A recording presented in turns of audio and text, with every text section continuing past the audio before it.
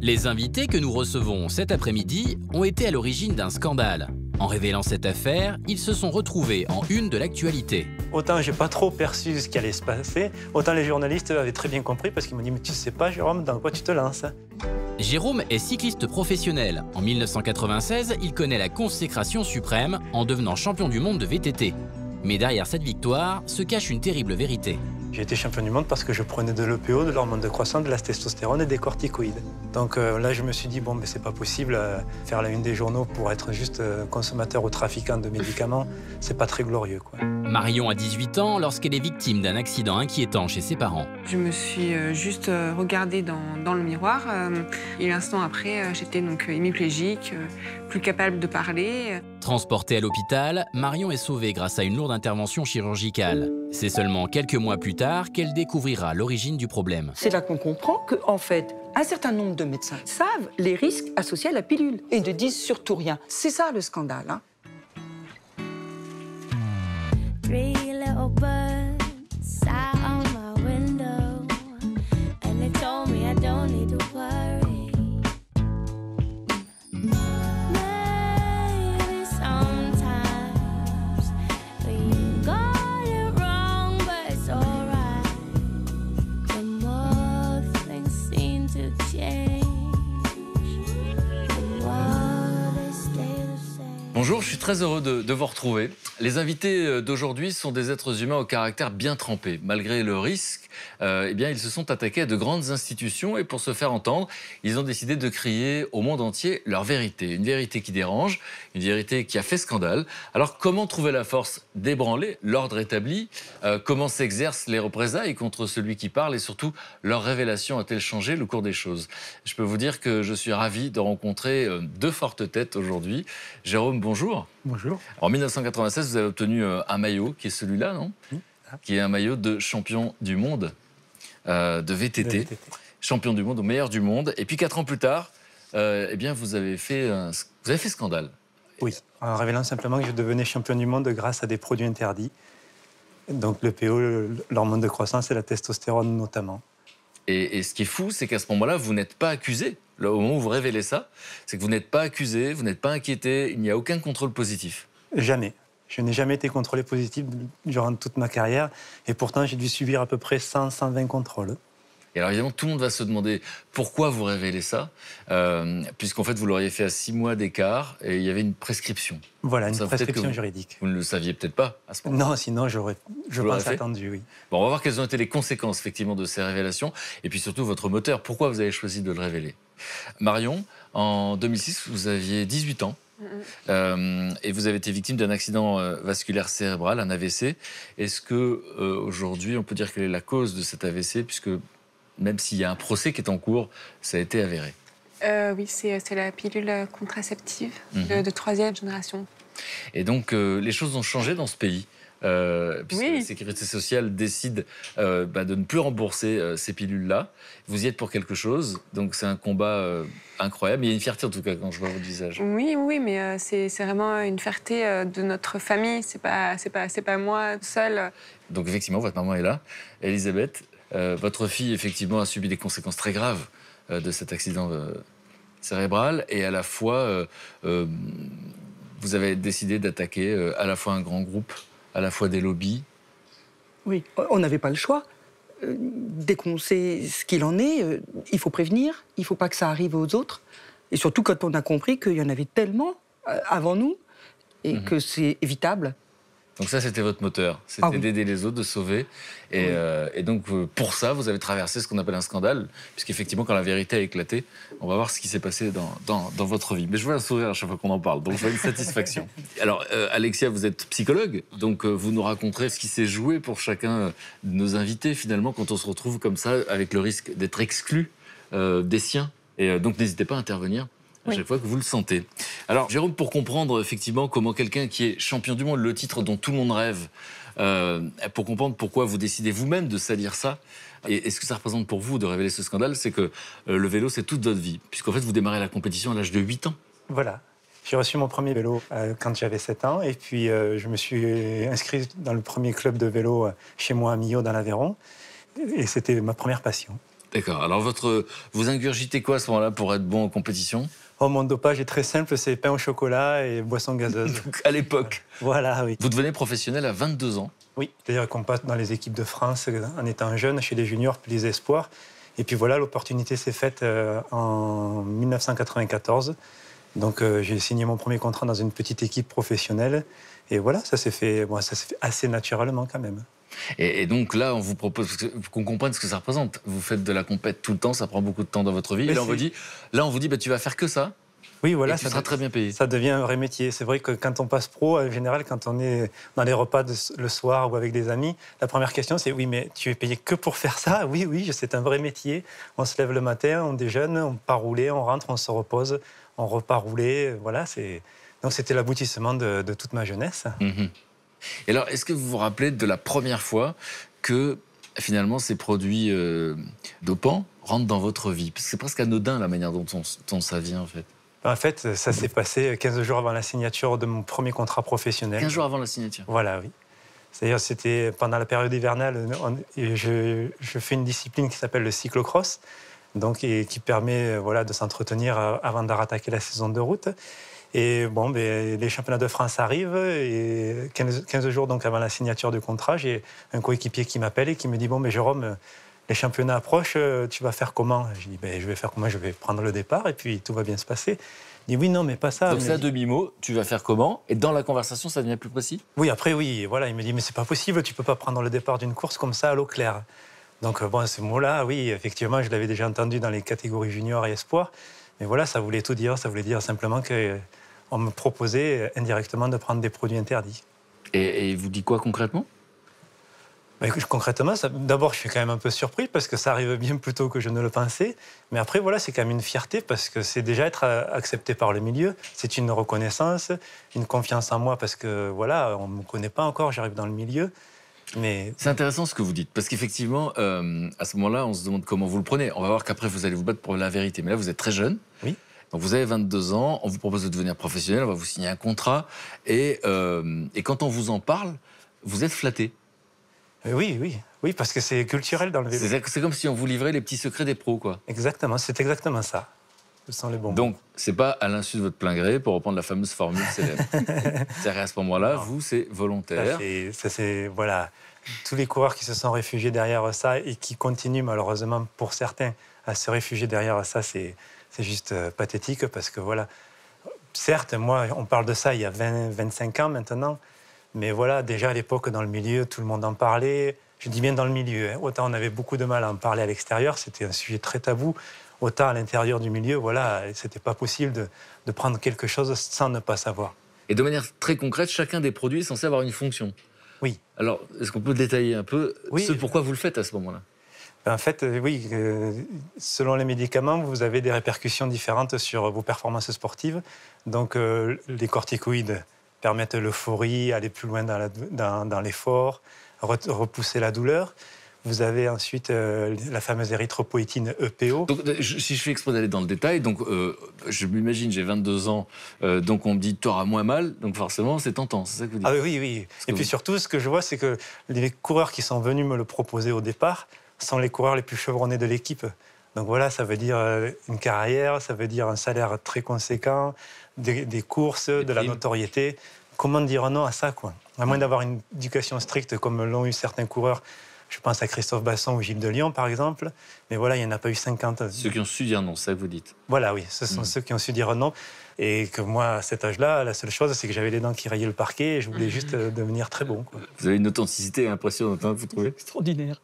Et donc, effectivement, il y en avait un produit que j'ai déjà oublié, mais je sais juste que c'est pour pas avoir mal, c'est ça? Oui. Après, les corticoïdes. Ouais. Ensuite, le PO, c'est pour le transport de l'oxygène. C'est ce qui a fait que le record de l'heure, pendant ces années-là, ce qu'on appelait les années EPO, a littéralement explosé, puisque avec plus de transport d'oxygène, ça veut dire des performances qui augmentent. Ensuite, il y avait la testostérone qui permet de mieux récupérer, de reconstruire le muscle plus vite. Il y a l'hormone de croissance. Ça permet de faire beaucoup plus de force. Voilà. Et puis après, il y a tout ce qui est en parallèle, qui est moins connu, peut-être moins nocif, et encore, je ne suis pas médecin pour pouvoir le dire, mais voilà, tout ce qui est bronchodilatateur, vasodilatateur, tous ces médicaments-là. Et alors justement, quand vous le dites, c'est très impressionnant, ça vous fait pas peur quand même? En fait, d'une part, la première fois, moi, ça a été d'avoir un coureur qui me l'a dit, qui avait quand même un certain âge, comme je vous l'ai dit, un palmarès. Je le trouvais plutôt en très bonne santé. Et ensuite, quand je suis passé dans des équipes beaucoup plus structurées, c'est un peu plus tard, 2 saisons plus tard, où là, vraiment, vous avez un médecin en face de vous, vous avez un entraîneur, enfin, vraiment une équipe avec beaucoup de monde autour de vous. Et voilà, ça vient de la part du médecin. C'est lui même qui vous prescrit les médicaments. Donc, comment penser un instant que ça peut être nocif pour l'organisme? Alors, est-ce que vous avez la sensation que vous êtes l'élu, il n'y a qu'à vous qu'on propose ça, ou aux autres aussi? Ah non, non, non, parce qu'on en parle entre nous dans la chambre dès qu'on rentre. À la limite, c'est même le premier qui rentre et qui dit moi, ça y est, j'ai eu ma prescription de PO, je vais devenir un champion, voilà quoi. Donc, c'était comme ça. Et donc, c'est dur de faire un pourcentage, mais vous avez la sensation que la majorité des coureurs, du coup, sont dans cette situation. À cette époque-là, c'est 99% du peloton. Oui. Mais parce que c'est un chiffre, évidemment, qui pourrait être contesté. C'est une sensation, c'est une impression? Ah non, non, c'est une réalité. J'ai fait 4 équipes professionnelles dans ma carrière. Ça n'a pas été différent dans chacune des 4 équipes. Donc, j'ai fait toutes les disciplines que peut contenir le vélo, c'est-à-dire le BMX, le cyclocross, le VTT, la route, la piste. J'ai connu tous les milieux. Et dans chaque milieu, ça n'a pas été... C'est en dehors du BMX, parce que j'ai fait ça entre l'âge de 8 et 14 ans. Et là, il n'était pas question encore de médicaments. Mais dans tous les autres milieux, ça s'est passé comme ça. J'ai eu des coéquipiers avec moi en chambre, j'ai eu des conversations avec des coureurs titrés. C'était pas autrement. Et d'ailleurs, vous vous sentez tous à égalité, même sur le plan sportif, puisque vous dites, finalement, on prend les mêmes trucs.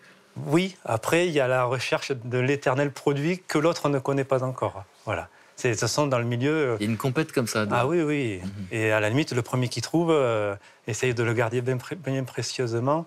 À la limite, d'en parler à 1 ou 2 coéquipiers qui pourraient l'aider à avancer plus vite. Mais voilà, ça a été, par exemple, dans les années 90, quand le PO est arrivé, voilà, il y avait plein d'équipes qui en entendaient parler, c'était la rumeur, mais c'était pas précis. Alors évidemment, vous voyez tous les Italiens partir devant, marcher comme des mobylettes, mais voilà, c'était l'interrogation. Donc vous le racontez avec beaucoup de naturel et un naturel déconcertant, et on suppose qu'il y a des contrôles antidopage. Vous dites j'en ai subi 150. Oui, oui. Et comment on fait pour passer à travers? Eh bien d'abord, il y a encore une fois les meilleurs coureurs de l'équipe qui vous rassurent là-dessus en vous disant ça fait 20 ans que je suis pro, j'ai pris des corticoïdes toute ma vie, j'ai jamais subi un seul contrôle positif. Donc ça rassure quand même. Et puis il y a le médecin d'équipe, encore une fois, qui est là et qui, dans certaines grosses équipes, a même fait des expériences. C'est-à-dire qu'on sert littéralement de cobaye, quoi. C'est-à-dire qu'on prend des médicaments, on les teste à l'entraînement. À l'époque de l'EPO, on avait tous notre petite centrifugeuse qui permettait de doser le taux d'hématocrite. C'est un peu complexe, mais voilà. On pouvait être contrôlé positif si on avait un taux d'hématocrite supérieur à un chiffre qu'avait défini comme ça, par hasard, l'Union cycliste internationale. Donc le but, c'était de prendre, mais d'arriver juste à la limite du chiffre. Pour arriver ça, c'était à le affronter la qui compétition. gérait ça, voilà. Et donc, du coup, en 96, il y a le championnat du monde. Oui. Donc là, vous avez, encore une fois, meilleur du monde. C'est l'enjeu très, très, très costaud. Et donc, vous arrivez, au fond, armé. Je ne sais pas quel mot utiliser. Jusqu'aux dents, oui. Jusqu'aux dents. C'est-à-dire que là, pour le championnat du monde, vous n'allez pas avec le dos de la cuillère, quoi. Voilà, oui. En fait, ça fait un moment que j'ai l'objectif en tête. L'année d'avant, je fais 36e en étant pas réellement dopé. Enfin, j'ai les corticoïdes, j'ai un petit peu de caféine avant le départ qui, d'ailleurs, paradoxalement, me fera plus de mal que de bien parce qu'elle me provoquera des crampes. Et donc, en 96, dans une très grosse structure, je me dis, je me donne les moyens et j'essaye d'être au moins sur le podium. Et donc, voilà, j'attaque un mois avant. Alors, bien sûr, il y a le traitement de fond, mais après, il y a le traitement spécifique pour l'objectif, un mois avant. Donc, j'attaque, voilà, j'ai fait à peu près 12 doses de PO, une vingtaine d'unités d'hormones de croissance. Et donc, je me présente au championnat du monde en étant, pour moi, à mon maximum. 49 injections. En tout, oui, sûrement, oui. Donc, vous gagnez ces championnats du monde, vous êtes champion du monde, oui. Donc c'est le Graal quand on est sportif de haut niveau, quand on fait ça tout le temps, toute la journée, que c'est notre univers.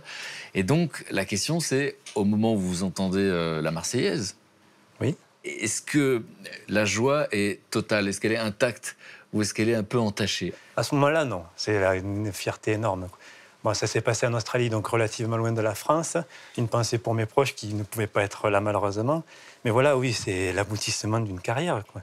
Pour moi, il ne pouvait plus rien m'arriver de mieux que, si, peut-être champion olympique. Mais bon, voilà, je profitais de l'instant présent et c'était...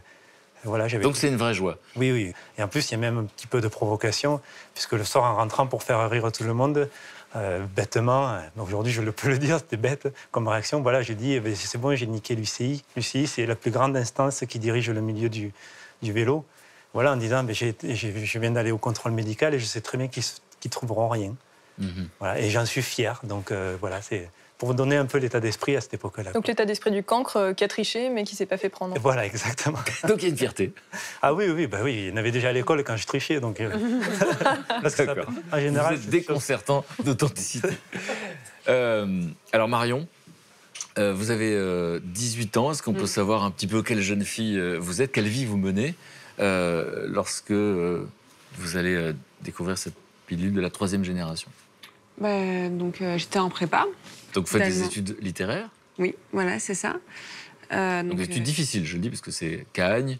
Hippo-Cagnes, oui. Vous avez un an d'avance? Oui, dans une famille tout à fait normale, voilà, avec une grande sœur.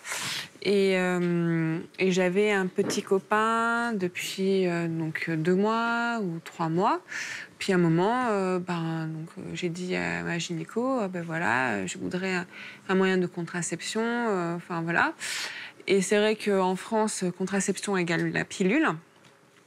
Et donc elle m'a sorti donc la pilule en question en disant oh là là, c'est génial, c'est le top, enfin voilà. Et puis moi, enfin. Quand j'avais 18 ans, je croyais que la parole des médecins était pas du tout, comment on dit... À remettre en question. Oui, voilà, c'est ça. Et quand elle vous dit le top, c'est parce qu'en plus, elle est censée avoir moins d'effets secondaires que d'autres, c'est ça? Oui, c'est ça. Et donc moi, pendant 3 mois, je l'ai prise.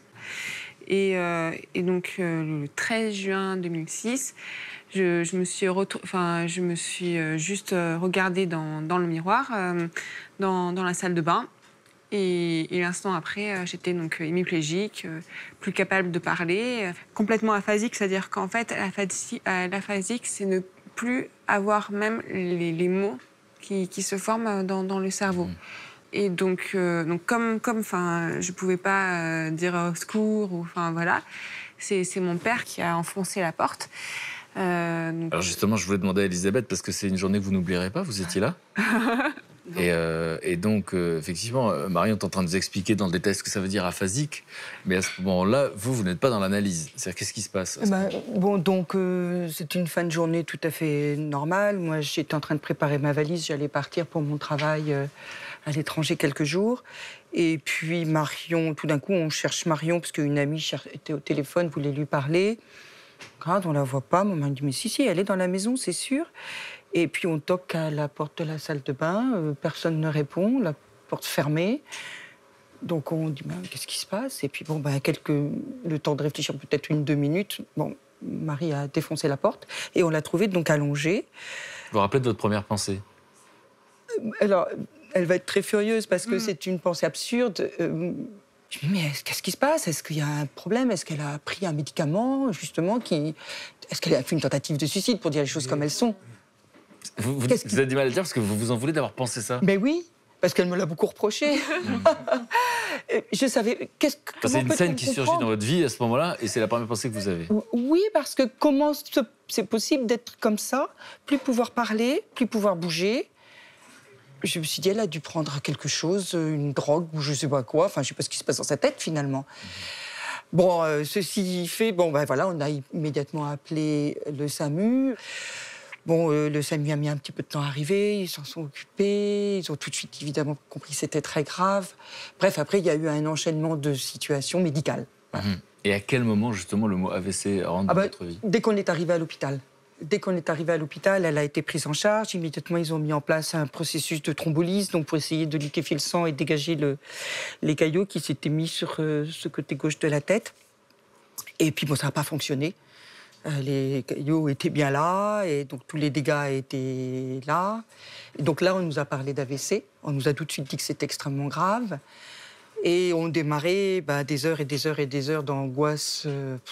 Voilà, d'angoisse. Parce que l'état physique se dégrade. Oui, oui. J'ai passé, je pense, la nuit la plus épouvantable qui puisse être imaginable. C'est-à-dire que je la voyais qui s'enfonçait dans le coma et elle était dans une souffrance. Elle ne pouvait pas parler, mais elle avait la tête qui explosait, littéralement. C'est exactement ça ce qui se passe. C'est-à-dire que le choc des caillots déclenche un œdème. Et l'œdème, c'est un gonflement du cerveau. Donc le cerveau gonfle à l'intérieur de la boîte crânienne. Donc c'est une souffrance indicible, voilà. Et je la voyais de plus en plus devenir grise et de plus en plus lointaine parce que je lui tenais la main, je lui parlais, j'essayais de voir si elle réagissait encore. Et puis petit à petit, bon, il n'y avait plus de réaction. Et vous, Marion, vous vous rappelez de ces 48 heures? Vous avez des souvenirs? Moi, je me rappelle juste dès les premières heures. Voilà. Et puis après, Et donc les médecins, à un moment donné, vont venir vous suggérer un choix où il n'y a pas vraiment de choix. C'est plus un choix, quoi. Disons qu'à un moment donné, au bout de cette fameuse nuit terrible, ils craignaient que le cervelet soit touché. Et donc à ce moment-là, le cervelet écrasé, ça fait tout simplement un arrêt cardiaque et là, c'est fini. Donc c'était vraiment une question d'heure, quoi. Il fallait vraiment prendre des décisions très rapidement. Et à ce moment-là, donc ils ont dit, il faut ouvrir toute une portion de la boîte crânienne pour que donc ça arrête de se comprimer dedans. Donc c'est pas un choix. Donc moi j'ai juste demandé au neurochirurgien si c'était sa fille ce qu'il ferait. Il dit évidemment je tenterai. Et on a vu donc partir Marion donc totalement en coma profond pour cette opération et on n'avait plus qu'une chose à faire, c'est croiser les doigts et attendre de voir ce qui allait se passer. D'abord pour l'opération elle-même et puis surtout quand elle allait se réveiller, dans quel état elle serait. Donc ça nous a fait un certain nombre d'heures d'angoisse. Et vous vous rappelez du réveil, Marion? Oui, c'est donc la nuit, 3 ou 4 jours après. L'infirmier regardait la Coupe du Monde.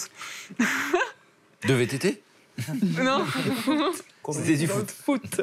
Voilà. Et là donc, j'ai ouvert les yeux et puis l'infirmier a dit « Ah, mais Marion se réveille ». Et je pense qu'après, il a téléphoné. Voilà, c'est ça. Et donc, c'était 3-4 heures du matin. Là, c'était la joie, mais indescriptible. C'est une chose qui est difficile à imaginer, mais effectivement, je crois que c'est le jour le plus extraordinaire de ma vie, le plus heureux de ma vie, finalement. C'est nos naissances. Ah oui. Pour vous. On a ouvert le champagne, ce jour-là. À 3 heures du matin? Un petit peu plus tard dans l'après-midi, on a attendu de la voir quand même, mais on est rentré à la maison après l'avoir vue aux soins intensifs, on a ouvert le champagne. Ah oui, c'était un soulagement. Si vous voulez, c'est là qu'on ressent qu'il n'y a qu'une chose qui compte, c'est la vie.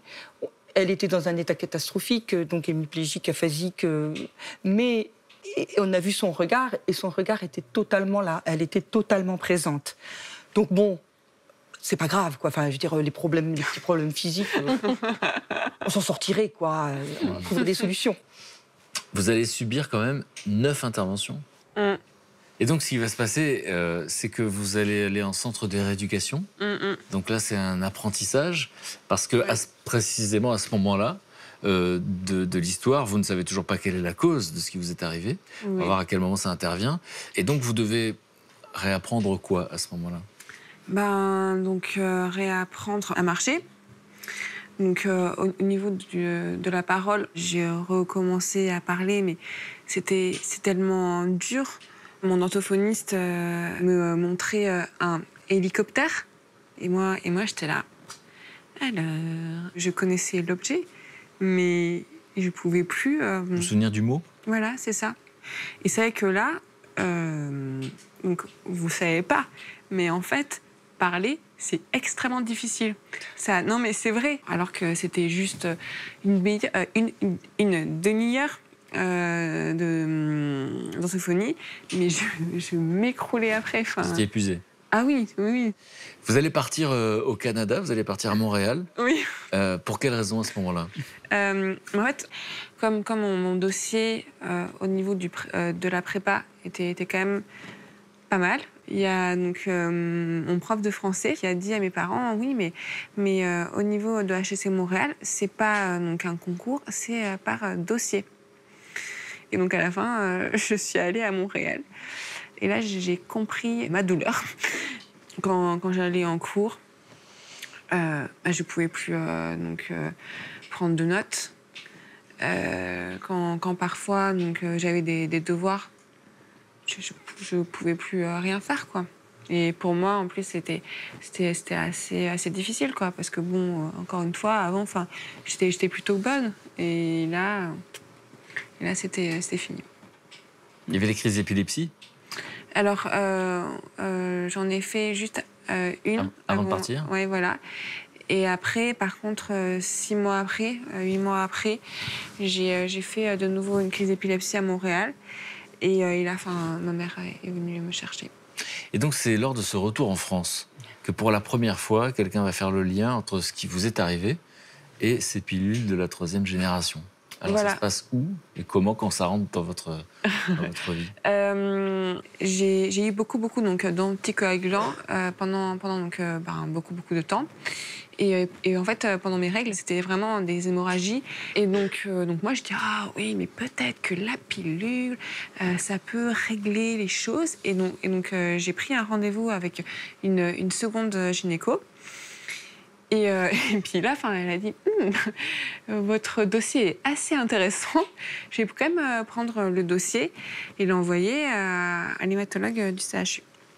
3 jours après, donc là, l'hématologue m'appelle et elle m'a dit, oui, donc comme vous savez, l'accident est dû à la pilule.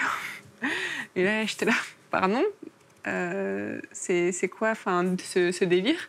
Puis là, elle a dit, oui, vous savez pas, mais votre accident est dû à la pilule. C'était écrit 3 jours après votre accident. Puis moi, j'ai commencé à rire. Mais c'est pas possible. C'est pas possible. Me dire, les médecins ont dit, oh non, mais de toute façon, Marion est tellement en pleine forme, elle fume pas, la pilule, c'est pas ça. Et donc après, directement, j'ai appelé mon père, qui était un peu sur le choc. Mais c'est pas possible. Et puis voilà. Et puis après, le soir, déjà, on avait tout prévu au niveau de l'assurance. Et puis voilà. Puis après, C'est-à-dire qu'au moment du coup de fil, le combat a commencé. Ah oui. Oui. Et donc, du coup, c'est une révélation, c'est un choc. Parce que ce que je voudrais comprendre, c'est que vous dites 3 jours après, ça a été marqué sur un dossier, c'est ça? Voilà. En fait, donc, ce que l'hématologue a découvert, c'est que Marion a une particularité génétique qui vient de moi et de ma mère, et on vit très très bien avec. Qui s'appelle? C'est le facteur 2 de l'ADN, donc c'est... C'est une sorte de coagulation. Voilà, c'est-à-dire que là, on hypercoagule, c'est-à-dire qu'on coagule plus que d'autres personnes.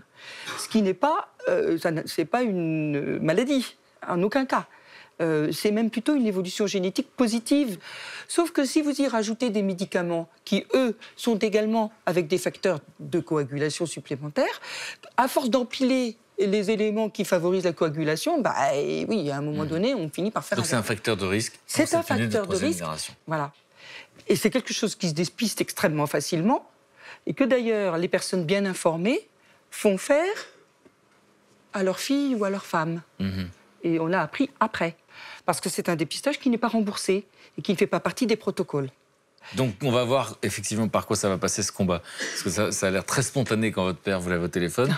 On va voir... C'est comme ça, on était tous les deux, mais on était sur l'instant, mais on était d'abord dans la sidération complète, mais quelques secondes seulement.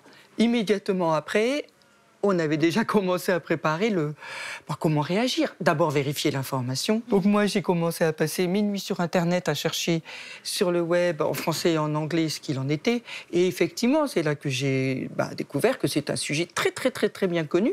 Et depuis longtemps. Il suffisait de revenir tout simplement en Angleterre dans les années 95, quand ces fameuses pilules ont été mises sur le marché, donc pilules 3e génération, où effectivement les médecins ont découvert qu'il y avait tout d'un coup beaucoup plus de problèmes d'embolie pulmonaire, de choses comme ça. Il semblerait que ça n'a pas passé la Manche.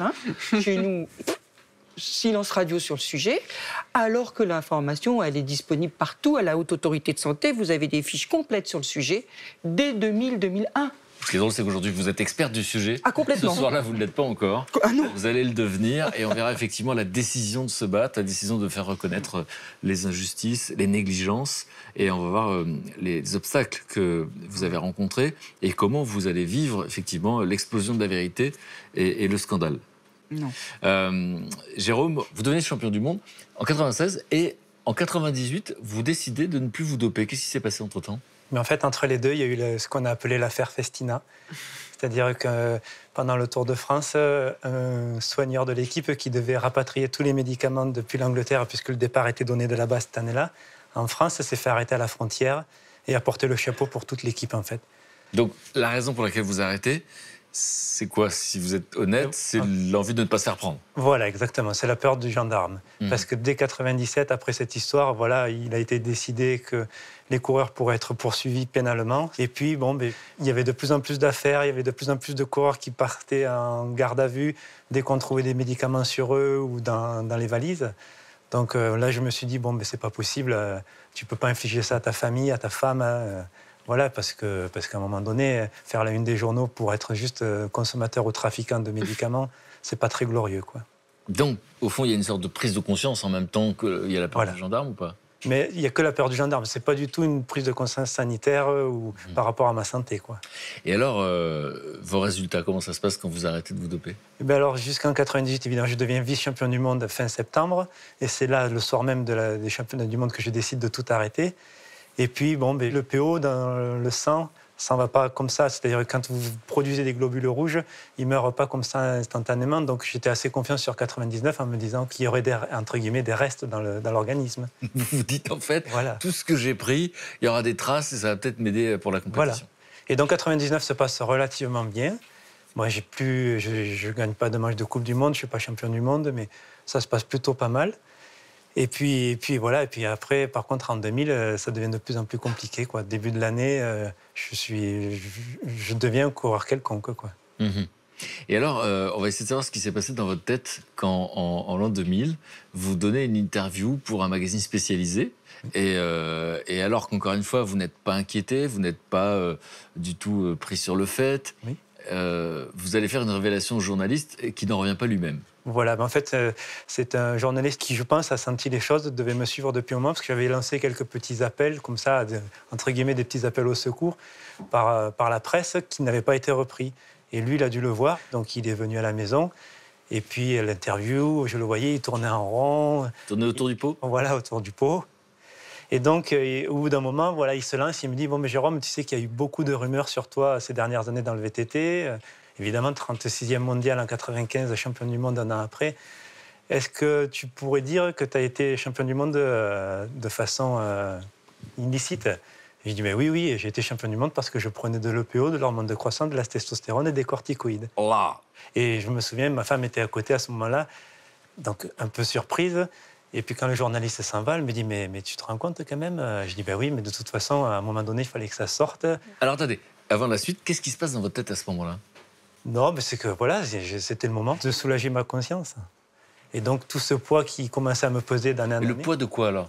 La culpabilité? Le poids de mentir tout le temps, le poids d'être là, d'être dans un milieu où tout le monde commençait à dire oui, depuis l'affaire Festina, les choses sont claires, maintenant on peut faire du vélo sans se doper.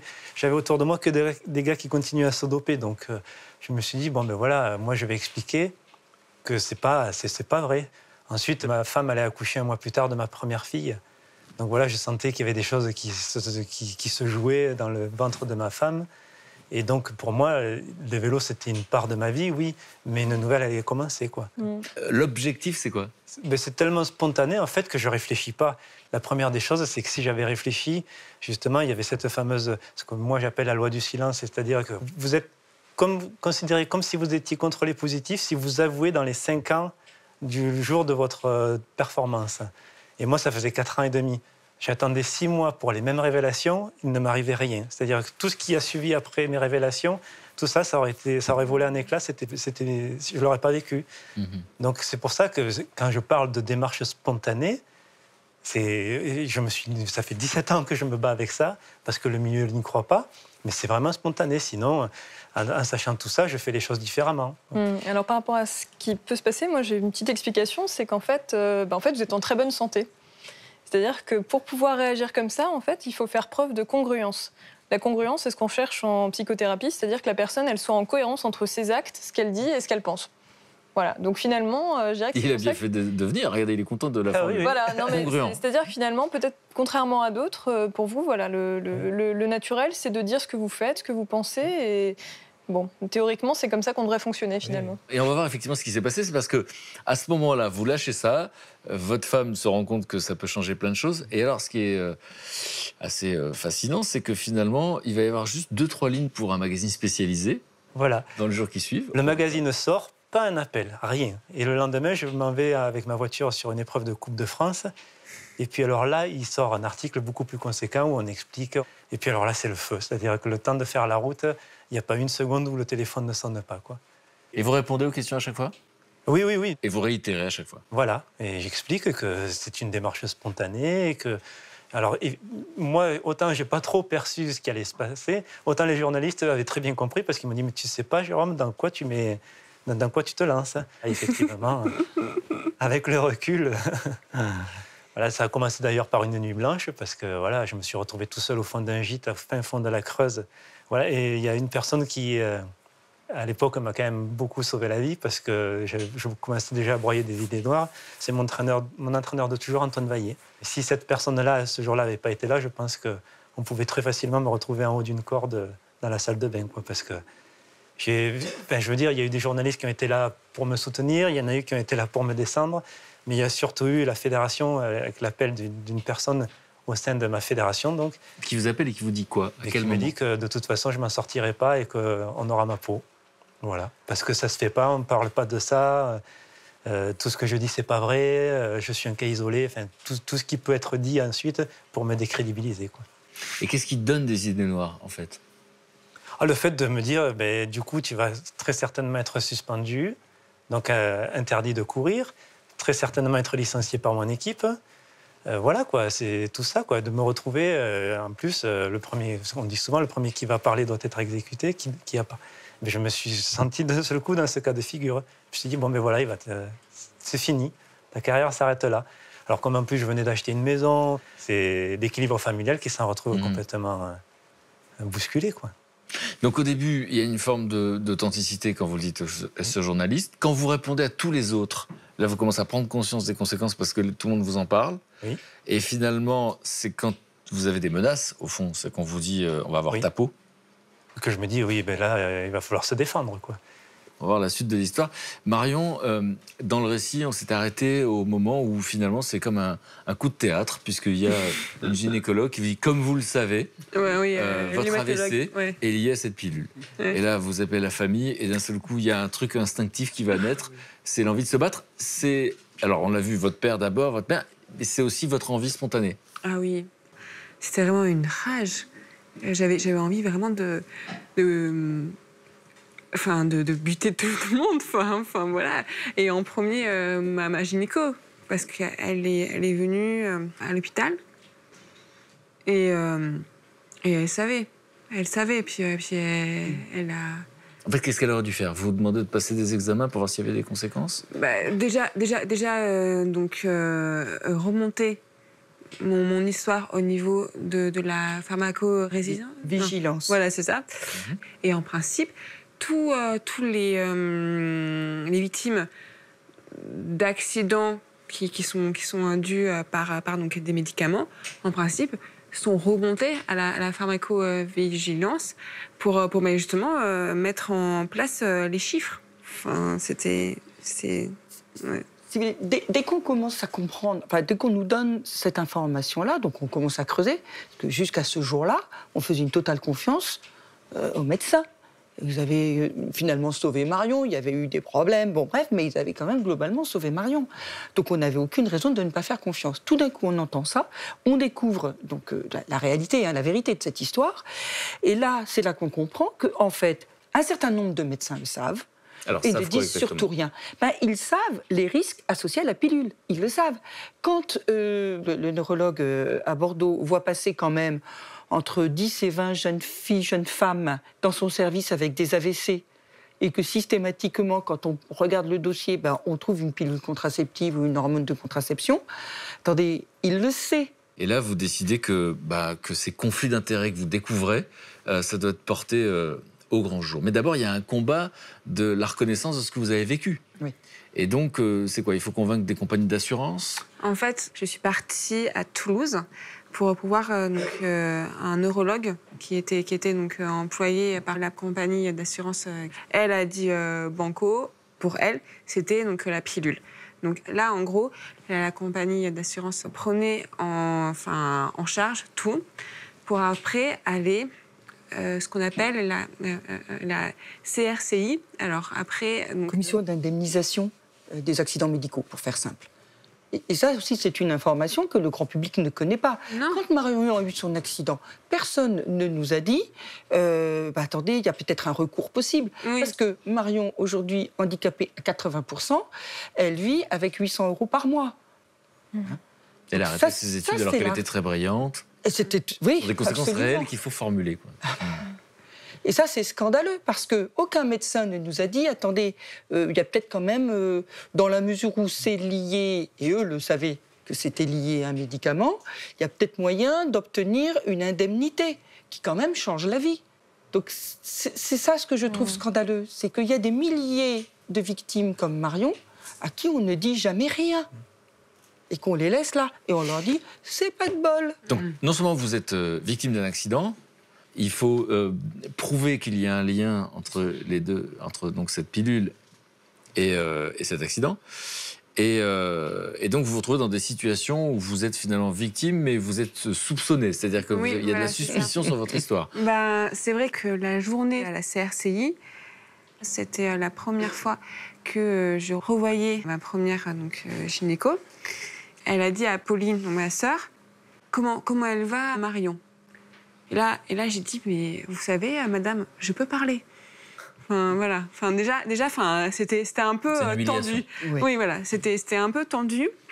Après, j'ai vu, on a vu pour la première fois des représentants de la compagnie pharmaceutique avec quand même déjà un avocat. Et puis après, c'était deux experts. Et il y avait vraiment un expert qui était vraiment méchant. Ouais. Voilà. Ah ouais. Il conteste tout. Il contestait tout. Il contestait le fait que Marion avait des crises d'épilepsie, alors qu'elle était sous épileptique depuis déjà des années, qu'il y avait tous les rapports. Il contestait tout. Nous, ça, c'est pas de la crise d'épilepsie, ce que vous avez. Et bon, on peut dire quand même... il y a eu un tournant dans cette journée. On avait avec nous un médecin conseil qui nous avait été donc proposé par l'assurance, qui a vu la détresse dans laquelle on était. On se sentait en permanence, accusés. C'est nous les méchants qui soupçonnions le laboratoire qui fait quand même des produits formidables, et puis une gynécologue qui est quand même quelqu'un de très très bien.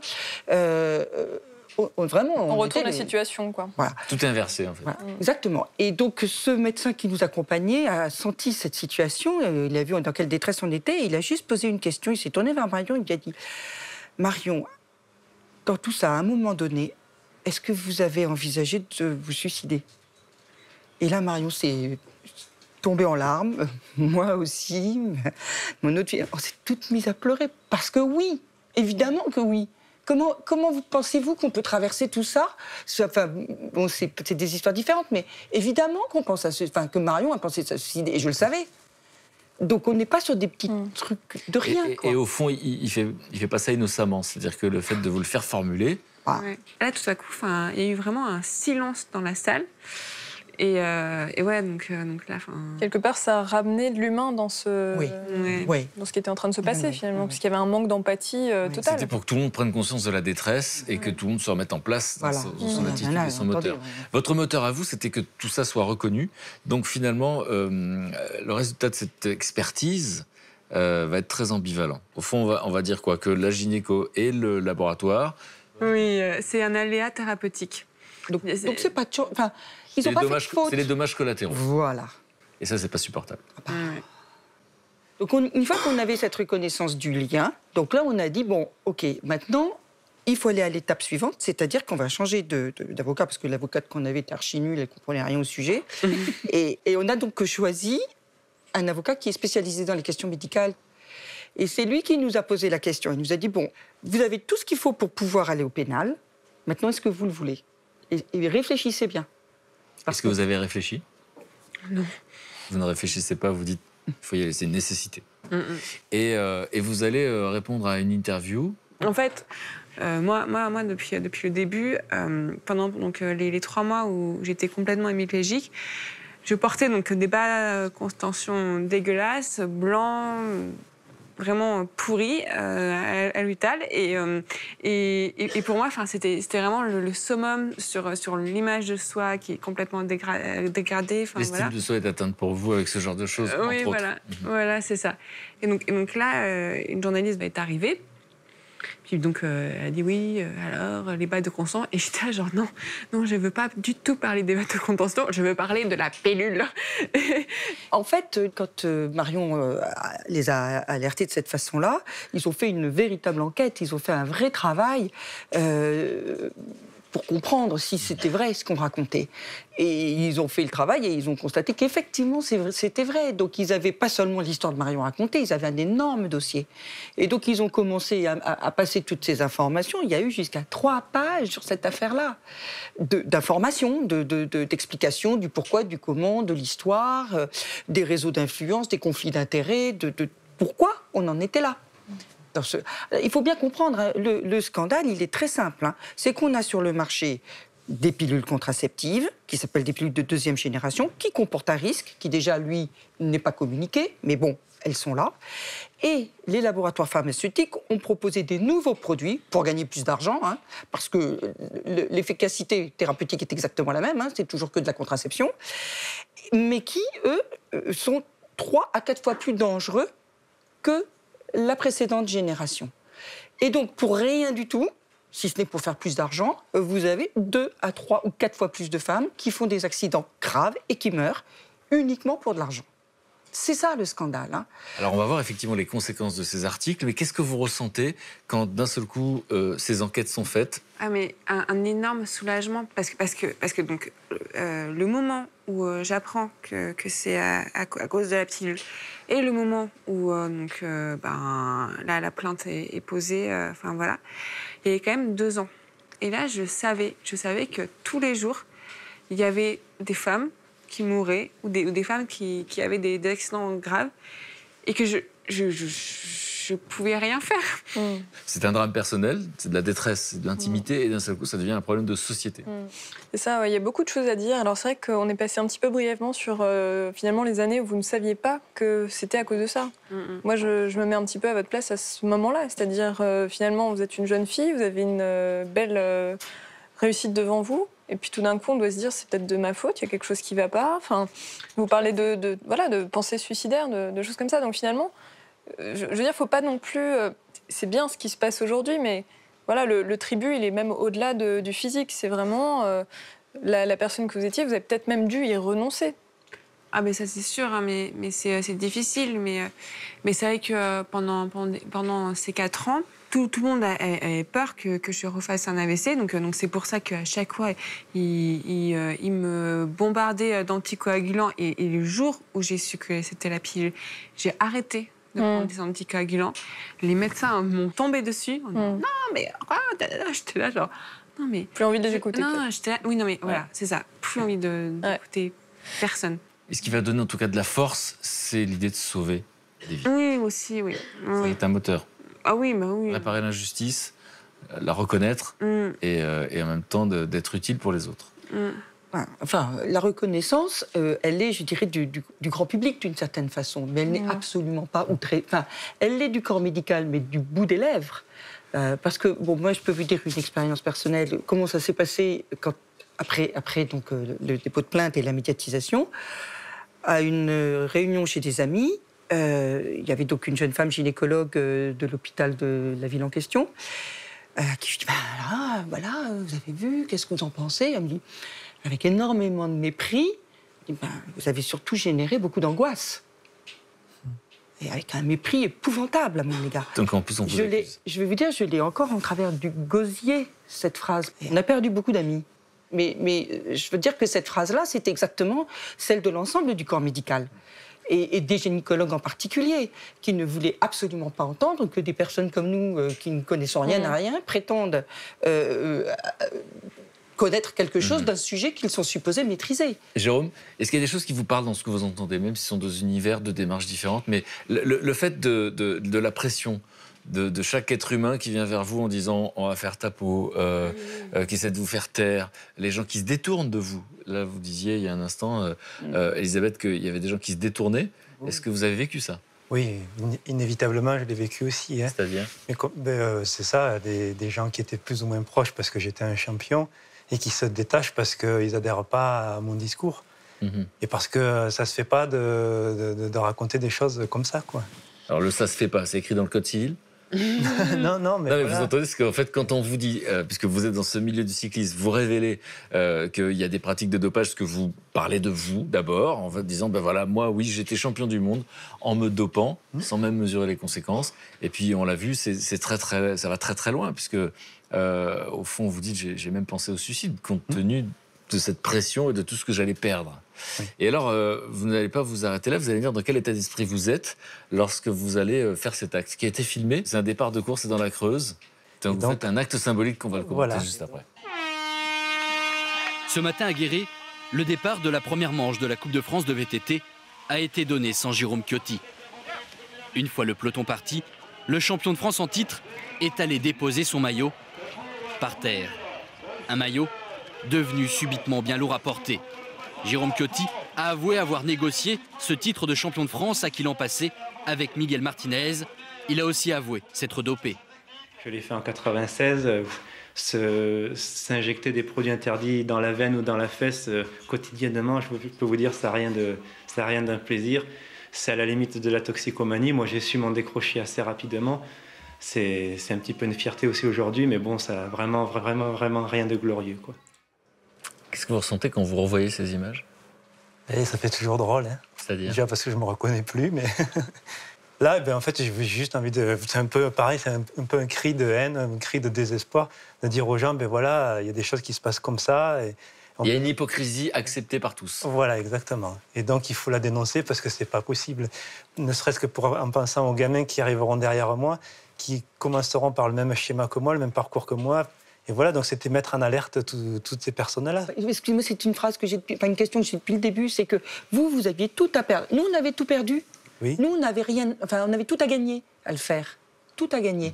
Alors que vous aviez tout à perdre. Mais oui, mais au départ, je ne savais pas tout ça. Donc, moi, j'y suis allé avec ma naïveté, ma spontanéité. Oui, c'est ça. C'est chouette. Et voilà, quoi. Donc, ça s'est fait comme ça. Encore une fois, je ne le regrette pas parce que sinon, je pense que je me serais dopé bien plus longtemps encore. Mais voilà, ça s'est fait, tant mieux. Et voilà. Aujourd'hui, oui, la fierté, c'est plus ce maillot, c'est plus ce titre de champion du monde. La fierté, c'est d'avoir fait ça, d'être encore le seul aujourd'hui à l'avoir fait en étant en activité, parce que plein de coureurs l'ont fait. Mais une fois la carrière terminée, c'est facile. Quand on n'a plus rien à perdre. Moi, quand je l'ai fait à cette époque-là, je gagnais 10 000 € par mois. J'ai été licencié sur le champ pour une faute professionnelle. Donc voilà, on a voulu me suspendre pendant 2 ans. Grâce à un concours de bons avocats, j'ai pu m'en sortir avec 6 mois. J'ai retrouvé un employeur derrière. Voilà, donc... Et ce qui est fou, c'est que donc, vous êtes exclu, mais vous retournez parmi ces gens qui vous rejettent, puisque oui, vous allez refaire des compétitions. Et alors, comment ça se passe dans le peloton ? Mais ça se passe très mal.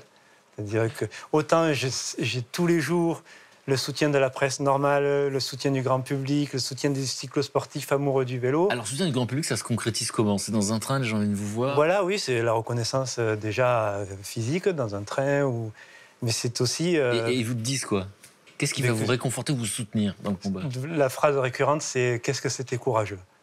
Et donc, le fait d'entendre des gens qui ne sont pas du métier, donc c'est le grand public, qui vous dit c'est courageux, ça vous permet d'affronter, du coup, quoi dans le peloton, par exemple ? Oui, ben voilà, c'est ça, c'est d'arriver sur le départ des courses, notamment dans la région de la Bretagne, que j'ai longtemps habité, terre de vélo, patrie de Bernard Hinault, et d'entendre des gens dire « mais il n'a pas honte quand même de venir encore là sur les courses ?» Non, j'ai pas honte parce que je viens juste faire mon métier normalement, moi, contrairement à beaucoup d'autres qui sont là sur la ligne de départ. Voilà, ça se matérialise comme ça, ou alors les intimidations, être dans le milieu du peloton et avoir 2-3 têtes brûlées que tout le monde connaissait à l'époque, venir vous poser la main sur le guidon en disant « tu sais quoi là, j'ai juste à tirer, comme ça on n'entendra plus jamais parler de toi ». Voilà, je dis, mais si tu veux tirer, tu tires, mais par contre, tu t'en sortiras pas indemne. Et comme j'avais la presse derrière moi et qu'ils le savaient, ça se calmait relativement vite quand même. C'est-à-dire que du coup, il y a la pression de ce milieu pour qui vous êtes un traître. Oui. Parce que là aussi, tout est inversé. C'est-à-dire que vous êtes quelqu'un qui a du courage, d'après le grand public, mais pour les autres, vous êtes un lâche. Un lâche et une balance. C'est que ça, c'est le mot. Donc c'est fascinant parce que du coup, dès qu'on change de mot, on change d'estime de soi. C'est-à-dire qu'en gros, je suis champion du monde, je suis le meilleur, le plus beau, le plus grand.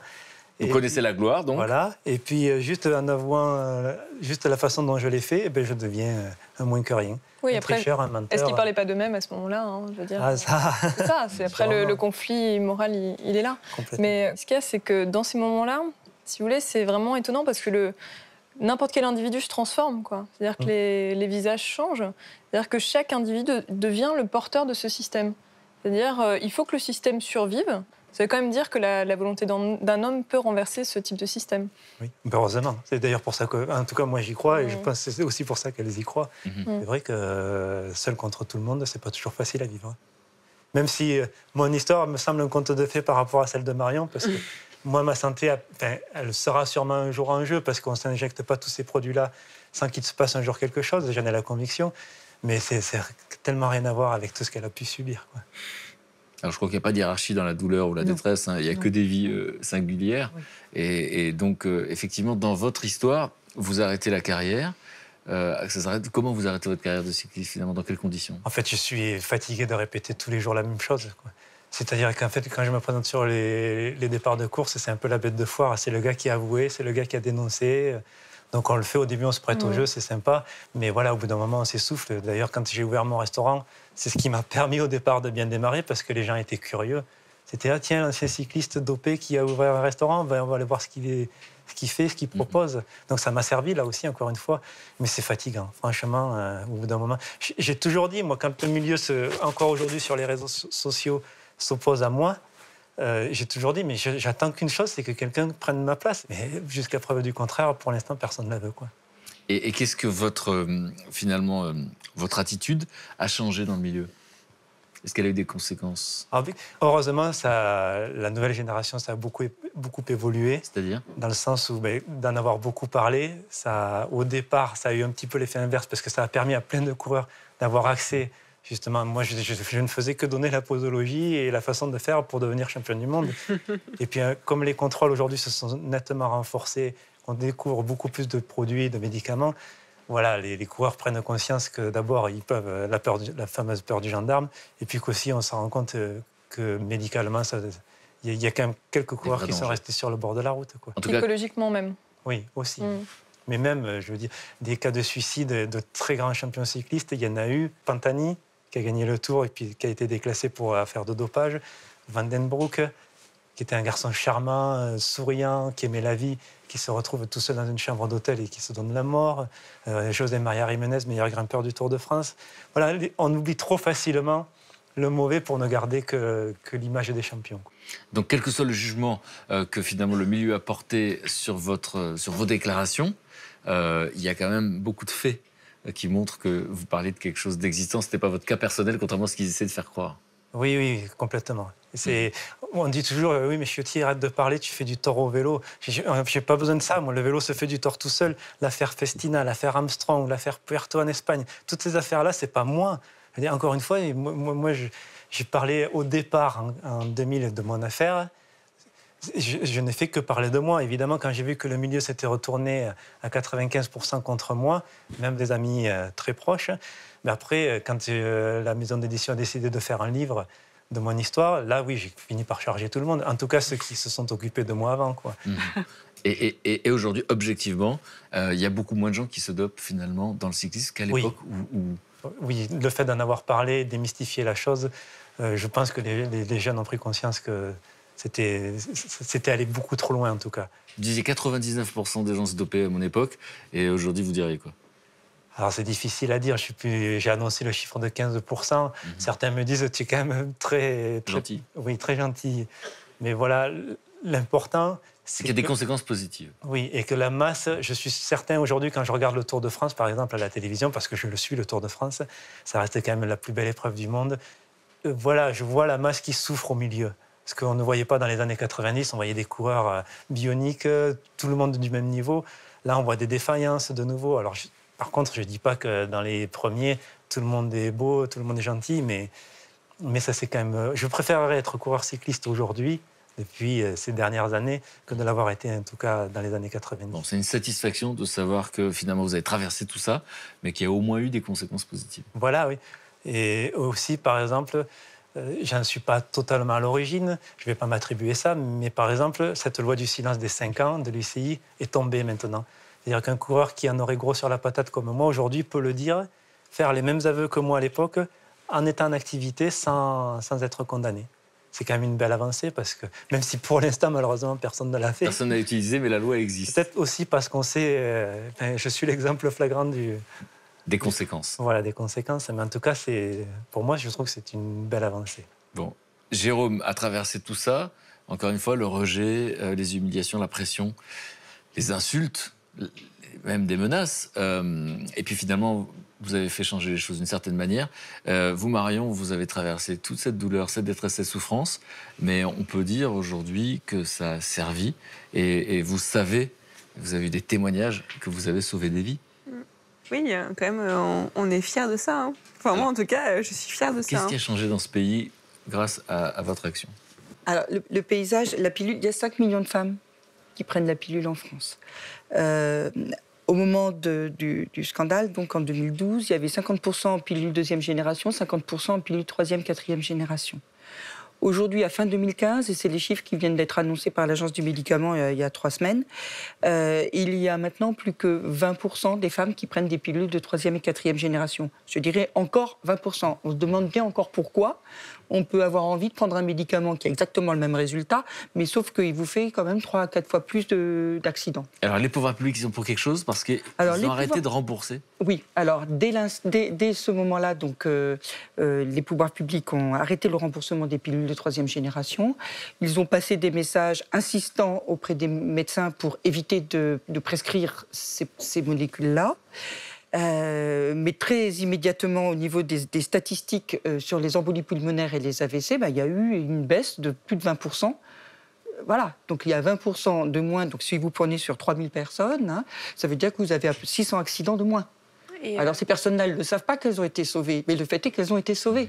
Et donc, il y a une fille qui était vraiment en train de dire « Ah oui, non, j'ai mal au dos », enfin voilà. Sa mère, à un moment, donc, a lu cet article et direct a dit à sa fille « Maintenant, tu fonces à l'hôpital ». Et puis en fait, elle était en train de faire une embolie pulmonaire massive. Et elle a pu être sauvée. Oui. Et pour nous, c'est tout y est. Enfin, bon, ça suffit. S'il n'y en a qu'une de sauvée, c'est déjà ça. Mais on sait très bien qu'il y en a eu des centaines et des centaines. Mais voilà. Et vous entendez des gens qui viennent vous voir? Ah, mais oui. Quels sont les témoignages qui vous ont le plus touché? Marion, tu en as rencontré plusieurs. Déjà, une première chose aussi très très importante, c'est que la parole de Marion a permis à des milliers de femmes de comprendre ce qui leur était arrivé. Parce qu'elles avaient vécu comme Marion pendant des années sans savoir. C'était un AVC, enfin bref, des situations dramatiques qu'elles avaient vécues.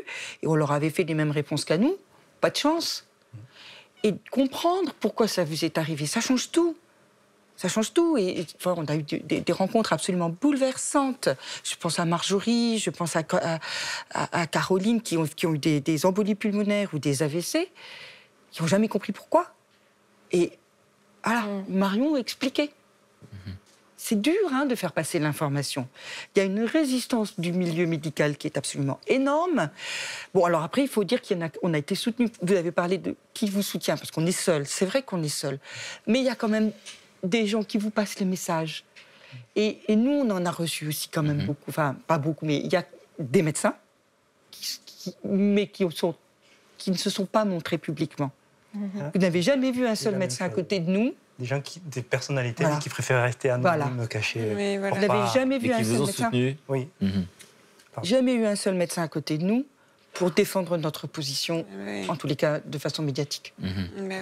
Ils ont plus à perdre. Et voilà. Alors, du coup, évidemment, on se demande, Marion, est-ce que la vie a continué? Et la réponse est oui, de plein de manières, puisque vous êtes devenue maman Oui. depuis 1 an et demi, c'est ça? Non, depuis juste 1 mois. Depuis 1 mois? Oui. Oui. Félicitations. Merci. Ça se passe de commentaires, c'est sur votre visage.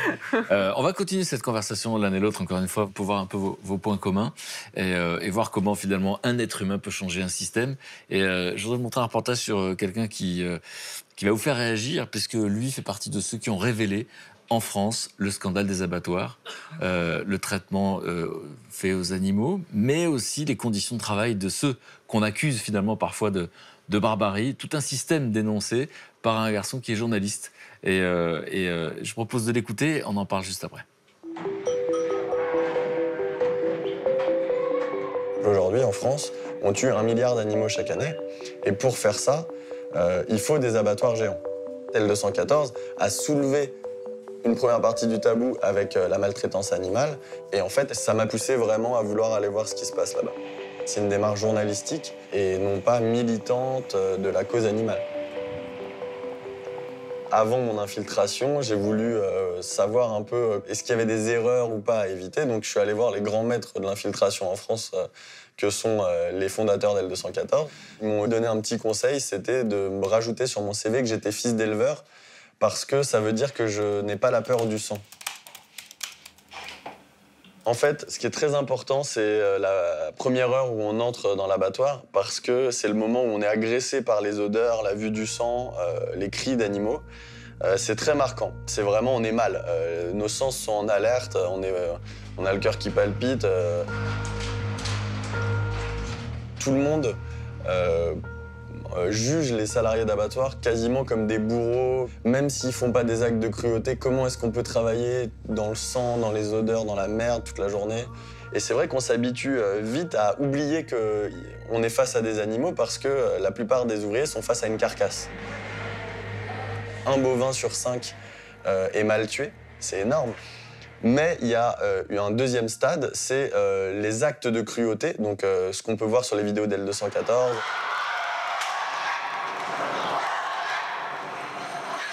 Il y a vraiment ce qu'on pourrait appeler des pétages de câbles de salariés. Et si on veut comprendre ces actes, si on veut comprendre pourquoi est-ce qu'ils sont aussi nombreux, il faut comprendre dans quelles conditions travaillent ces hommes. Le rapport le plus compliqué aux animaux se joue quand l'animal est vivant. Une fois qu'il est mort, tout est fait pour qu'on oublie que ce soit un animal mort. Vraiment, le rythme même. Le fait d'être en un rythme effréné, une petite tâche, on se concentre sur quelque chose. Il faut imaginer une vache tuée par minute dans l'abattoir où j'étais, ou un porc toutes les 20 secondes. Tout est cloisonné et fait en sorte qu'on chosifie l'animal. Sinon, on se dit, mais oui, effectivement, moi, il y a un collègue qui coupait des têtes de vache toute la journée au couteau. Donc, elles arrivent égorgées, mais elles sont mortes à ce moment-là. Et il finit de couper la tête de vache au couteau et il l'accroche sur, c'est très lourd en plus, sur un crochet. Il a le dos cassé.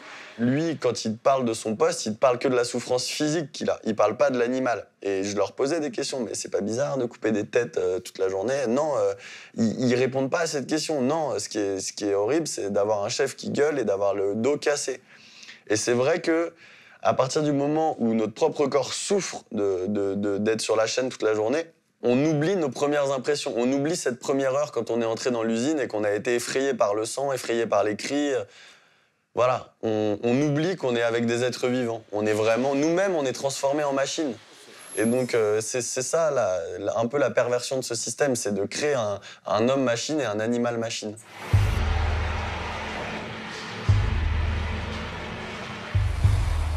Jusqu'à présent, c'était des lieux oubliés, c'est des lieux tabous.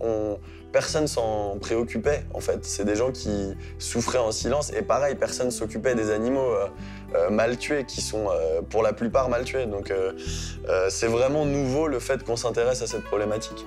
Et en fait, ce que je découvre est tellement terrifiant pour les animaux comme pour les hommes qu'on est obligé de le dénoncer.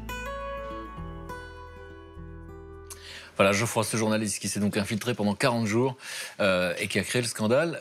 Avant d'avoir votre réaction, je vous présente mes camarades qui nous ont rejoints, Aude, ainsi que Émilie et Luc. Bonjour à tous. Votre sensation spontanée quand vous voyez ça? La sensation de devenir végétarien. Vous l'êtes déjà? Non. Mais ça donne envie de devenir végétarien. Ouais, c'est difficile quand même. C'est-à-dire quand on est informé. C'est-à-dire qu'au fond, avant qu'on soit informé, c'est totalement abstrait, c'est facile d'ignorer donc, les conditions. Mais d'un seul coup, il y a un homme qui nous parle d'un système, et d'un seul coup, on a dans notre cerveau d'autres informations. Oui, je pense qu'il y a énormément de sujets qu'on n'a pas envie d'en entendre parler, quoi. Bien sûr. C'est beaucoup plus facile de ne pas en entendre parler, de continuer sa vie sans savoir. Donc c'est vrai que c'est là, porter la parole sur ces sujets-là, c'est vrai que là, il faut des fortes motivations. Pas de sensation? Mais oui, surtout venant d'une terre plutôt agricole. Voilà. Mais bon, depuis, bien avant les scandales, j'avais déjà réduit ma consommation de viande par rapport à ça, mais ça ne me l'a fait pas arrêter, ça c'est vrai. Donc Aude, on parle bien sûr de la souffrance animale et de la souffrance des humains qui sont dans ces conditions. Et pour Geoffrey, ces deux souffrances-là sont indissociables. Et c'est ça qui est vraiment très chouette dans son travail, je trouve, c'est qu'on est habitué à avoir des images choquantes de tous ces animaux qui sont maltraités, donc avec L214 qui diffuse énormément d'images comme celle-ci. Mais lui, il a pris un angle d'attaque, entre guillemets, très différent. Et il a voulu, sa question de départ, c'est comment l'homme peut se transformer en monstre. Pourquoi? Il y a bien des explications. Et les explications, il les a trouvées donc, pendant son immersion de 40 jours dans cet abattoir, cet immense, un très très grand abattoir industriel en Bretagne qu'il a infiltré. Et il a découvert des conditions de travail déplorables, des cadences absolument intenables. Lui, par exemple, il était au parage des bovins. Donc, c'est-à-dire qu'il traitait les carcasses, il dégraissait les carcasses qui sont pendues, découpées en deux, décapitées. Et il explique qu'il traitait par heure 55 à 60 vaches. Et ça pendant 8 heures. Donc, il répétait le même geste des milliers de fois. Et tous les ouvriers qui travaillaient à ses côtés devaient faire face à ces cadences incroyables, ce qui donnait lieu à des souffrances physiques qui sont quasiment inévitables. Il a un collègue, il le dit dans ce livre, donc Steak Machine, qu'il vient de sortir en février, il a un collègue qui lui a dit le secret de ce job, c'est d'encaisser la douleur. Tu auras mal, mais il faut que tu apprennes à apprivoiser la douleur. C'est un passage obligé. Et donc, ce journaliste avait quand même révélé que ces images qui avaient choqué, on va dire, le monde entier, puisqu'il y avait cet homme qui frappait sur les porcs, et que ce jour-là, en fait, la cadence avait été, parce qu'il y avait une commande, en fait, la cadence avait été multipliée par presque 2, je crois, et que l'appareil qui est censé assommer les animaux, lui, il était en panne. Il n'était pas réglé. Et donc, en fait, cet employé était complètement soumis à la pression de la rentabilité, et donc, ne savait même pas comment s'en sortir, et il manquait, je crois, un collaborateur. Enfin, c'est une succession. Donc, c'était tellement facile de critiquer cet homme en disant mais quel monstre, etc. Alors qu'il y a tout un système, parce que c'est de ça qu'on parle, qui était en jeu, effectivement. Oui, puis c'est des ouvriers qui qui ont des cadences incroyables, mais qui souffrent vraiment, et qui souffrent aussi psychologiquement. Faut le savoir, hein, c'est des personnes qui font énormément de cauchemars, parfois des cauchemars quotidiens, oppressants. Et alors, il y a une information très importante dans ce livre, c'est que assez régulièrement, les ouvriers, pour tenir, se réfugient dans l'alcool ou dans la drogue. Donc Alexia, évidemment, vous êtes psychologue, c'est assez facile de comprendre qu'on a des problèmes psychologiques quand on est soumis à cet environnement, à ce rythme et à cette tâche.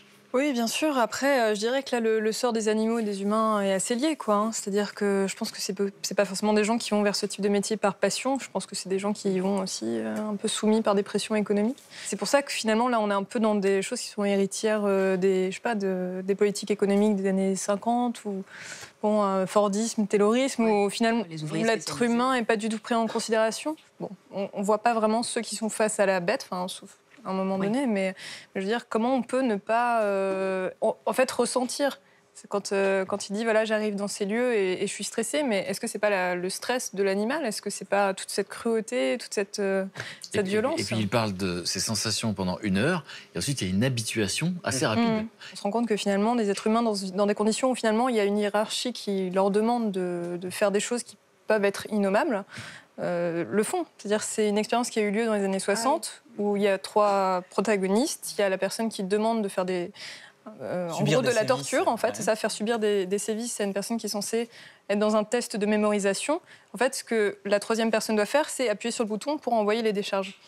Électrique. Et donc celui qui appuie voit que l'autre souffre, mais comme il reçoit l'ordre... Voilà.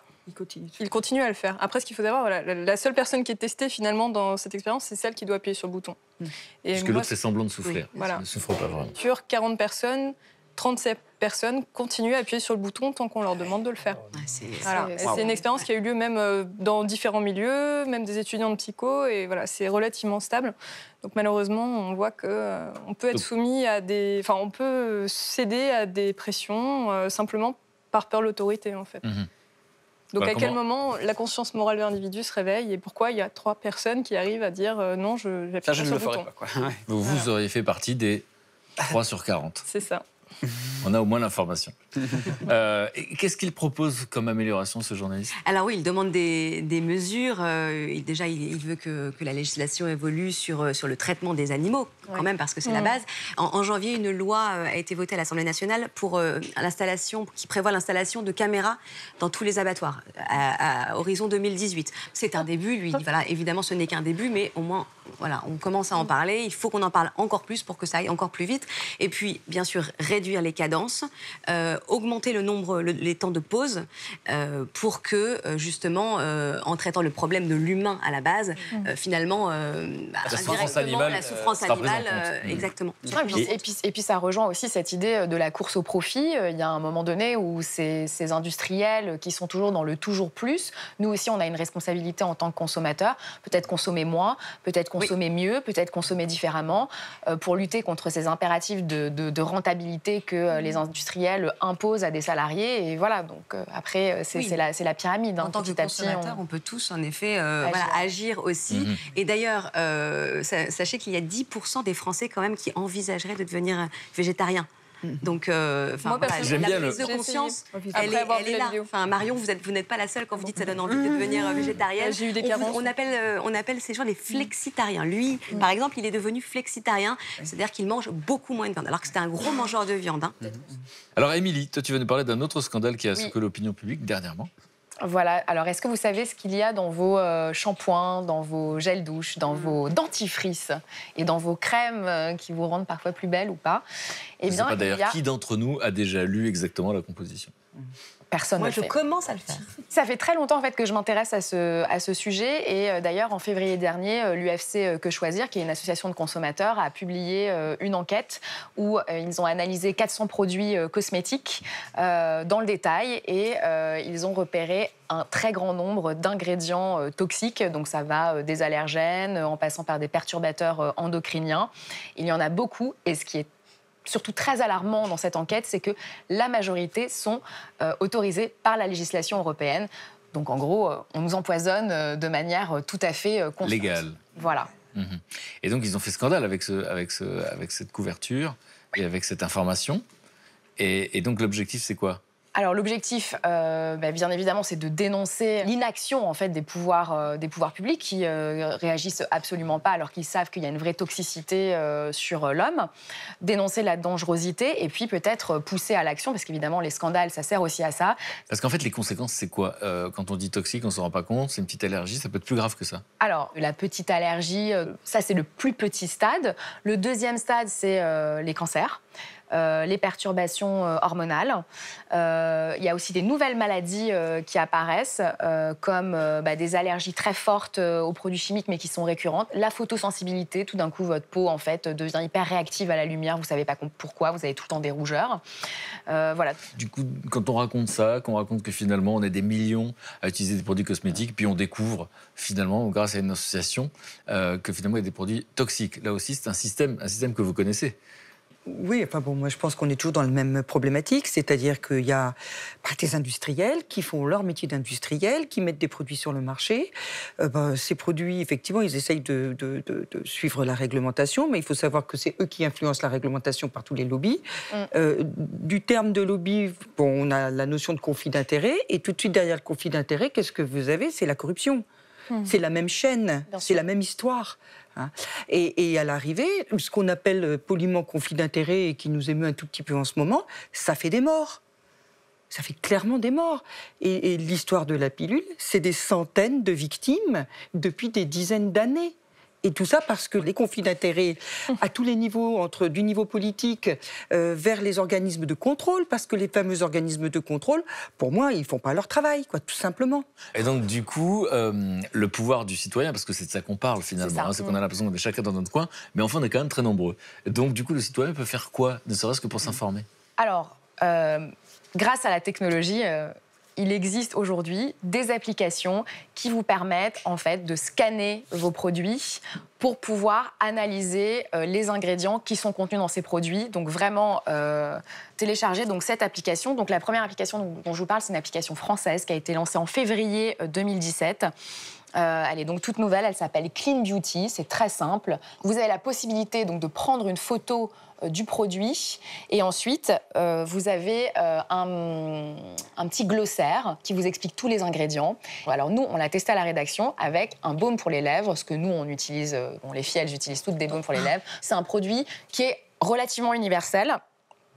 Alors, on a remarqué avec donc ce baume à lèvres qu'il y avait des ingrédients dangereux à l'intérieur. Et ce qui est très intéressant avec cette application, c'est qu'elle vous met des petits pictogrammes pour vous expliquer. Donc là, vous allez voir, il y a un petit pictogramme nuage et fiole chimique.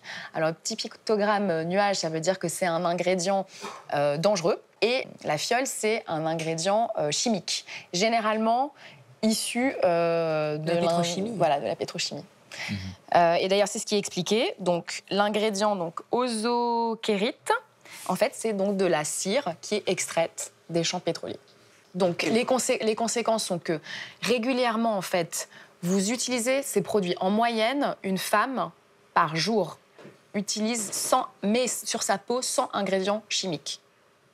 Alors, plus ou moins dangereux, mais donc ces ingrédients circulent dans votre corps, même si c'est en petite quantité, donc ils sont contenus dans votre sang, dans vos urines. Quand vous êtes enceinte, ça passe par le cordon ombilical. Quand vous allaitez, ça passe par le lait maternel. Et effectivement, on voit apparaître de plus en plus chez nos enfants des problèmes hormonaux, et ce n'est pas pour rien. Votre réaction, Jérôme, je vous ai vu faire lever les sourcils. Oui, non, c'est que je pense qu'à un moment donné, c'est à nous de prendre nos responsabilités.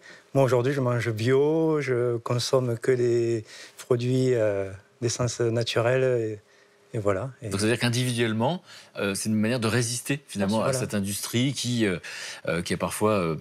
pas toujours conscience. C'est ça, la clé en fait, c'est la connaissance. Ne restez pas en fait sans savoir, même si parfois ça peut être fastidieux effectivement, surtout qu'en plus les étiquettes c'est souvent écrit en tout petit, donc c'est hyper fastidieux, ça prend du temps. Je ne sais pas. On est responsable de notre santé, on a une capacité à résister et notamment grâce à cette application. Donc ça, c'est une application française. Il existe aussi une application américaine qui s'appelle Think Dirty. Donc, bon, pensée sale, donc voilà, elle est entièrement... Soyons parano. Voilà, elle est entièrement en anglais, donc c'est un peu plus fastidieux. Il y a une autre application qui s'appelle Cosmetics, qui est finlandaise. Et ce qui est pas mal avec cette application, c'est que vous pouvez vous créer votre profil personnel. Et si vous détectez que vous êtes allergique à une huile essentielle ou à un ingrédient, vous pouvez rentrer cet ingrédient dans votre profil. Et chaque fois que vous scannez en fait le produit, automatiquement on vous dit si c'est pour vous ou si c'est pas pour vous. Donc il y a un petit côté personnalisation qui est pas mal.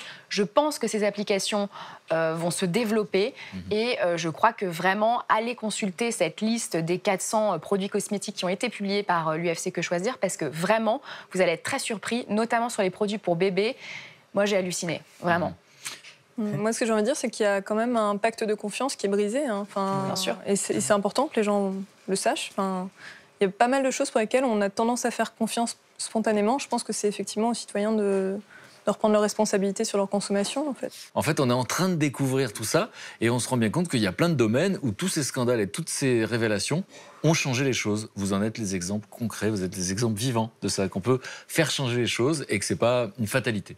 Alors, Luc, tu vas nous parler du scandale et parfois c'est un témoignage et parfois c'est une image qui peut faire scandale. Oui, parce que moi j'aime beaucoup la photographie Et donc j'ai décidé... C'est pour ça que tu suis ton Un petit peu de ménage. Oui, je fais un petit peu le message parce qu'avec ces crèmes, elle a les doigts un petit peu poisseux. C'est des crèmes grasses mais naturelles. Voilà, et puis si vous voulez que Luc vienne nettoyer vos vitres, il est très efficace avec son Bien pull. sûr, Avec évidemment. ses manches. Évidemment. Non, moi j'ai décidé de vous montrer Non, des tu as décidé photographies. de t'habiller exactement comme notre invité. Mais c'est quoi cette histoire de même couleur C'est vous êtes tapé ce l'effet matin sud-ouest. D'accord. Non, moi j'ai décidé de vous montrer 3 photographies qui ont fait scandale et qui ont fait changer les mentalités, disons-le, qui ont pu faire changer le monde. La première, peut-être que le plus sportif d'entre nous la reconnaîtra. Ouais. Oui, c'était pendant les Jeux Olympiques, ça, non? Jeux Olympiques de Mexico en 1968. Ici, on a Tommy Smith et John Carlos qui viennent de gagner le 200 mètres. Tous les deux sont noirs américains. Et lors de la remise des médailles, pendant l'hymne national américain, eh bien, ils lèvent le poing et baissent le regard.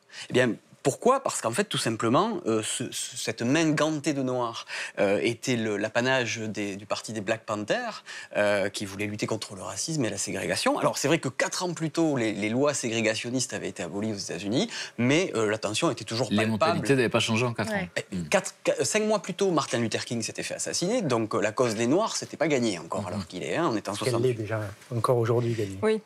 Ça a quand même un petit peu avancé, ils ont quand même eu un président noir, c'est quand même pas mal. Et donc, du coup, cette photo-là, parce qu'évidemment, en faisant ça, ils étaient conscients qu'ils étaient filmés par les caméras du monde entier. Bien sûr. Et donc, ça provoquait quelque chose Bien sûr, ça a été, pour eux, c'était le reniement au drapeau, quoi. Hein. Alors, dès le jour même, ils ont été virés. C'est-à-dire qu'ils ont été virés, on les a virés, manu militari, du village olympique. C'était au revoir, barrez-vous, quoi. Hein. C'était bye bye. On leur a enlevé leur médaille ou pas? On leur a pas enlevé leur médaille. Mais ça a été discuté. Et ça a été discuté, exactement.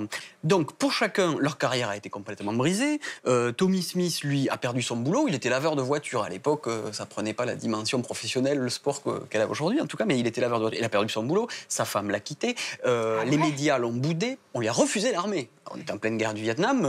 Ils avaient besoin de main-d'œuvre. Hein.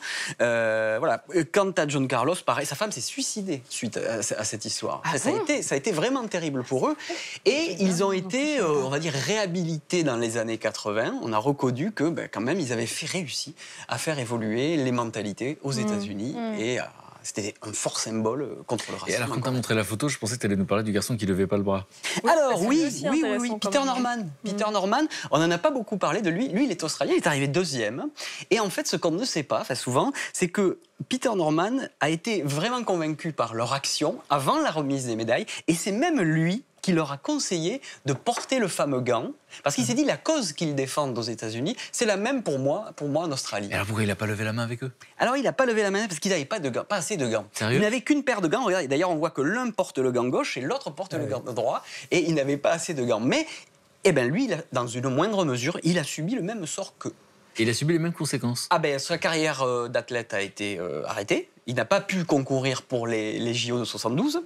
Il est redevenu enseignant parce qu'il avait une femme. Il a arrêté. Et quand il est mort en 2006, c'est ses 2 acolytes qui ont porté son cercueil. Et beau symbole, quoi. Ouais, très beau symbole. Alors, une autre photo que vous avez sûrement tous vue dans vos livres d'histoire. Une photo qui fait scandale. 1972. Permettre à l'humanité de prendre conscience de quelque chose. Exactement. Cette photo, elle a fait le tour du monde. Photo de Nick Hutt, qui a pris cette photo de la petite Kim Phuc, on dit en vietnamien. En fait, on est dans un village qui a été bombardé au napalm. Et cette petite fille fuit le napalm. Et on est en 72, la guerre s'arrêtera en 75, mais là, l'opinion américaine prend vraiment conscience que c'est ça la guerre, en fait. C'est ça la guerre dans laquelle on envoie nos boys, nos enfants, pour aller se battre. Une photo, et ça a provoqué le scandale et la prise de conscience. L'opinion américaine bascule dans un autre camp, qui est le camp de la paix. Et beau symbole, quoi. On a des nouvelles de la petite fille.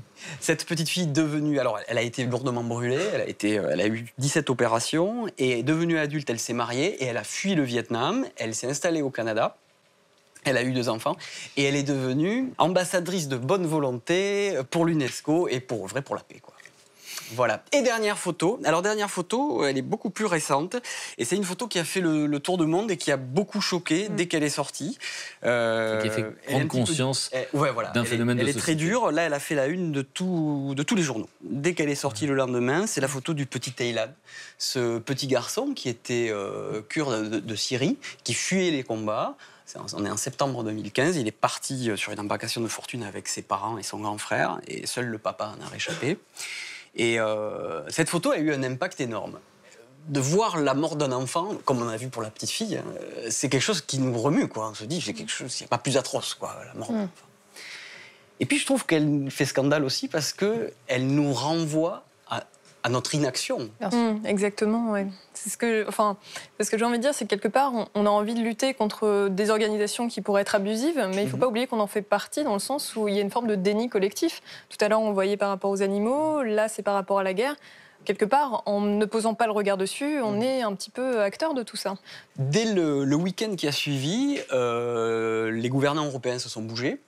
L'Allemagne a décidé qu'ils allaient accueillir 24 000 réfugiés de plus. La France a dit on va en accueillir tout autant. On n'a pas fait beaucoup, mais au final, sur l'année 2015, l'Allemagne a quand même accueilli plus d'1 million de demandeurs d'asile en plus. La Commission européenne a imposé du coup des quotas pour qu'on puisse accueillir de plus en plus de migrants. Les particuliers, tout un chacun a donné à des associations qui pouvaient venir en aide aux migrants. En France, il y a beaucoup de maires de petits villages qui ont dit « Mais moi, j'ai de la place, je peux accueillir 10 personnes, moi 20 personnes, moi 3 personnes. » Mais voilà. Et cette photo, moi, je trouve qu'elle a fait bouger les choses. Le problème n'est malheureusement pas réglé à l'heure qu'il est, bien évidemment. Mais je vous vois sourire, ça veut dire que vous êtes engagé. Ma mère a accueilli des réfugiés. C'est deux familles. J'ai une première famille, accueilli une première famille d'Irakiens. Et là, actuellement, mais ils sont restés 6 mois chez moi. Et puis, là, actuellement, j'ai une famille de Syriens, une jeune femme, avec ses 3 enfants. Et qu'est-ce que vous avez vécu comme expérience ? Ça pourra faire une autre émission, si vous voulez. Là, en 2 minutes, je vais avoir du mal. Une bande-annonce en une phrase. C'est extraordinaire. C'est complexe, hein. Ne croyons pas que c'est tout simple et tout facile. C'est un engagement qui est très exigeant, qui vous remet en question à tous les niveaux sur l'image qu'on s'en fait, de ce qu'ils sont. Ça nous remet en question par rapport à la complexité des différences culturelles. Il ne faut pas les nier. Le débat social autour. Dans mon village, moi je suis dans un petit village, 500 habitants, avec la proportion nationale de ceux qui votent pour l'extrême droite. Voilà.